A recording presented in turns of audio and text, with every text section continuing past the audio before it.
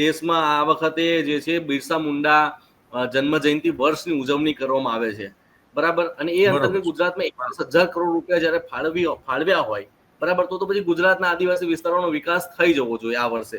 મને એવું લાગે છે કે આવતા વર્ષે 21,000 કરોડ ફાળવ્યા પછી ગુજરાતે પ્રયત્નો જે છે પોતાના એ 50 ઓછા કરી દેશે એવું લાગે છે મને, કારણ કે જો એકચ્યુઅલમાં એમની ઈચ્છા હોય તો વિકાસ કરવાની. મહત્વની વાત એ છે મયુરભાઈ કે આદિવાસી સમાજ પ્રત્યે સરકાર કેટલી સંવેદનશીલ છે એની એક ઉદાહરણ હું તમને આપી દઉં. હમણાં 9મી ઓગસ્ટે વિશ્વ આદિવાસી દિવસની ઉજવણી થઈ.